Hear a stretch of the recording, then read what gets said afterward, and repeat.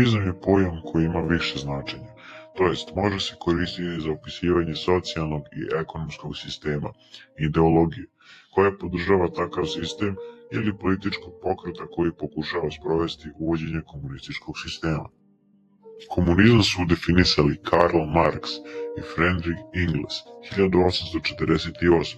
u knjizi sa naslovom Manifest komunističke partije, koja je bilo prvo objavljena u Londonu.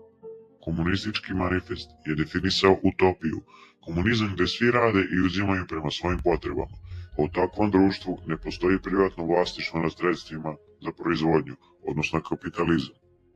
Kapitalizam je ekonomski sistem zasnovan na privatnom vlasništvu i kontroli nad sredstvima proizvodnje, razmene i distribucije.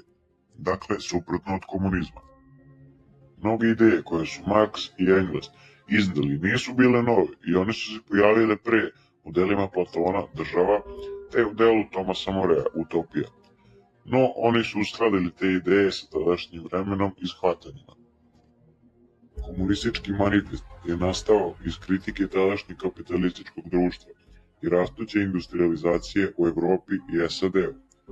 Komunistički manifest je doveo do stvaranja komunističkih pokreta u mnogim zemljama i u ranom 20. veku postala je osnova bolševizma i treće internacionale. Ideje komunizma u interpretaciji Vladimira Ilića Lenjina dovele su do stvaranja Sovjetskog saveza i kasnijem rasprostranjenju socijalizma kao državnog poretka u mnogim zemljama sveta. Inače, komunizam kao društveni poredak nikad nije stvoren ni u jednoj zemlji, već samo socijalizam kao prijelazna ili niža faza komunizma, što nas dovodi do diktature proletarijata.